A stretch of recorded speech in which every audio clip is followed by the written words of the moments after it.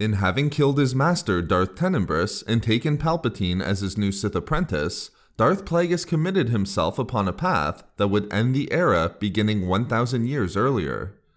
Plagueis would end the successive transfer of power from Sith Master to Apprentice in accordance with Darth Bane's Rule of Two, and he and Palpatine would bring about the downfall of the Republic and Jedi Order. However, although Plagueis had no further need for the guiding principle originating with Bane, it didn't mean that the Dark Lord of the Sith saw it fit to abandon the rule outright and begin increasing the ranks of the Sith past the limit of only 2 that had been followed for a millennia. For Plagueis, there should be only 2 Sith, but the grand plan would end with he and Palpatine. But then it must be asked, if Plagueis was still committed to the notion that only 2 Sith should ever exist at once, and more specifically, only he and Palpatine, why did he allow his apprentice to train Darth Maul in the ways of the dark side? In this video expose, I will describe why Darth Plagueis allowed Palpatine to train Darth Maul as a Sith. To understand why Plagueis accepted Palpatine's suggestion that he be allowed to train Maul in the ways of the dark side and in the Sith arts, we have to understand the historical context and situations surrounding the Dark Lord of the Sith at the time. Roughly 20 years before the Naboo crisis, Plagueis, as his alter ego Hego Damask, was on Coruscant to attend a ceremony that would see Larsh Hill, the Sith Lord's most trusted friend and agent, join the exclusive Order of the Canted Circle. However, with Plagueis caught completely unaware, the ceremony was used to carry out an assassination attempt on the Sith Lord, orchestrated by a senator from Malastare named Pax Team. Although Plagueis sustained extensive injuries, he was able to survive the attack, leave Coruscant, and ultimately retreat to his homeworld of Moonalist.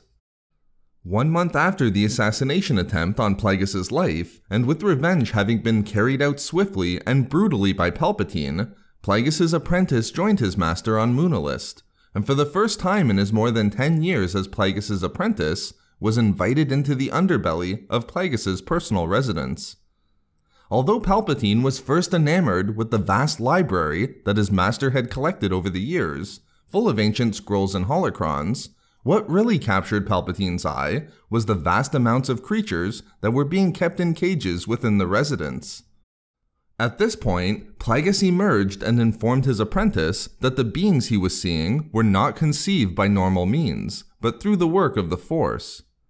Although Palpatine was shocked by what his master was telling him, Plagueis continued. He fully informed his apprentice that he'd been working to wrestle the powers of life and death from the Force and to tip the balance to the dark side through his experiments, but that he hadn't been exercising due caution. This lack of diligence on his part opened him up to resistance by the Force, and more importantly, to a counterattack upon Plagueis from the Force itself, which may have been manifested in the nearly successful assassination attempt upon Coruscant. Recognizing that he and Palpatine would have to ensure that they had their way, not just with the Republic and the Jedi, but with the very nature of the Force itself, Plagueis informed his apprentice on the next stage of their grand plan. The Sith were to move the galaxy into a full-scale conflict and arrange for growing discontent in the Outer Rim to blossom into full-on revolt and desires to separate from the Republic. Although Palpatine agreed with the next stage of their operation, he worried that their plan was already thwarted, given that the Jedi were summoned to the place of Plagueis' assassination attempt, and thus felt the remnants of the dark side there through Plagueis' actions to fight off the assassins. For Palpatine, their plan was already in jeopardy, given that the Jedi knew the dark side had returned and could prepare to confront them. Although Plagueis was much less worried about the Jedi's awareness of the dark side's return, Palpatine nonetheless suggested a solution that would allow them to orchestrate galactic events towards war from the shadows, and to directly strike without exposing Sidious or Plagueis, who both held very important public personas as Palpatine and Hego Damask respectively. In order to allow the Sith to directly strike where needed, without risking Palpatine and Plagueis to exposure regarding their true identities, Palpatine suggested that they train someone within the Sith arts who would then be able to carry out the public missions that were required.